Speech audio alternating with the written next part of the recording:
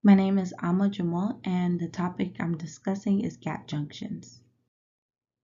An overview and general information. So, gap junctions are regions where the plasma membrane of two adjacent cells are aligned and brought into contact and have a gap of about 2 to 3 nanometers between them. The plasma membranes are joined together by tightly packed channel-forming proteins, and these proteins are from two different families. So you can have either connexins or innexins. Now, connexins are more uh, found in vertebrates, and innexins are found in invertebrates. The connexins end up joining together and forming a connexon, and there is a channel or a pore in the center that is about 1.4 nanometers wide. Uh, it was determined that size. So what happens is that pore, it basically joins both of the cells cytosol together, plasm together, so making this big chain between the two cells, and they can share information such as the movement of inorganic ions and small water-soluble molecules. It was determined the size of these pores by using a uh, fluorescent molecules of various sizes that were injected into one of the two cells, and which were connected by a gap junction, and it was shown that molecules that were less than 1,000 Daltons could pass into the other cell, but larger molecules could not. And also, gap junctions are found in heart muscles. It's used in the peristalsis of the intestines and in neural tissue. The structure and various proteins involved.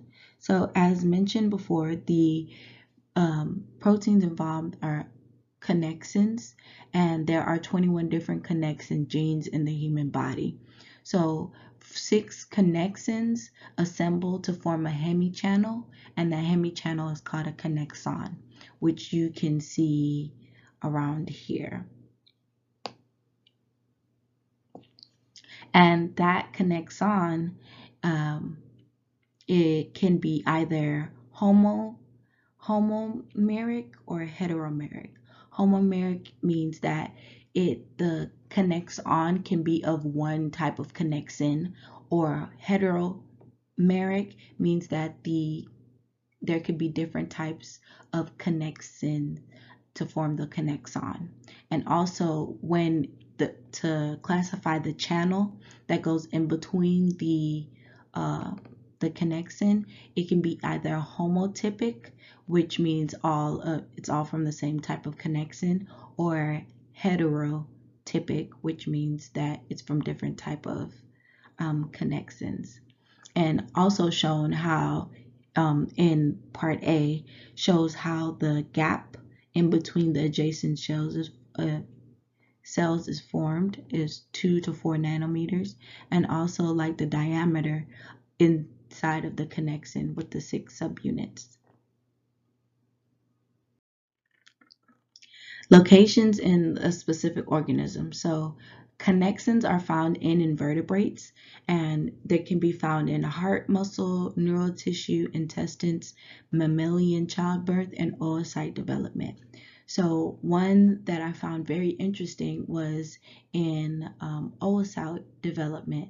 So what happens is that gap junctions can be used as metabolic coupling. So in oocyte development, in gap junction metabolic coupling, it's mediated the movement of both metabolites and signaling molecules like cyclic GMP between the oocyte and its surrounding granulosal cells, so that the gap junction helps the flow of these molecules, the movement of these molecules. Also, going back to the how the connections form when the different, especially in hetero meric formations of connexins, what ends up happening is that it determines the permeability of certain types of molecules. So it was pretty interesting to see how gap junctions can be used in oocyte development. Diseases associated with malfunction. It was found that mutations in connexin genes can cause at least 8 human diseases. You have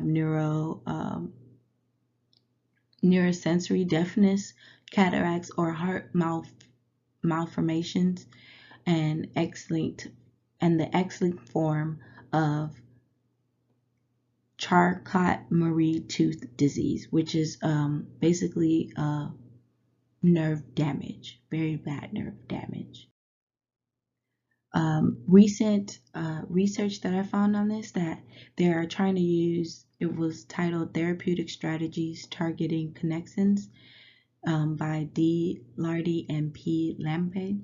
So they're using connexins for oral medicine, to help that could selectively upregulate or downregulate the targeted connexin to inhibit pathological connexin hemichannel functions. So this would be useful with gene malfunctions, to try and use oral medication to help solve the connexin gene problems. And also they were using connexin therapeutics to accelerate the healing of acute or chronic surface wounds, which I thought was pretty interesting. So what they would do is get connexin modulators, and that can be effectively applied to the wound with minimal risk to the patient, on or off target, and have these off target effects. So I thought that was pretty cool as well.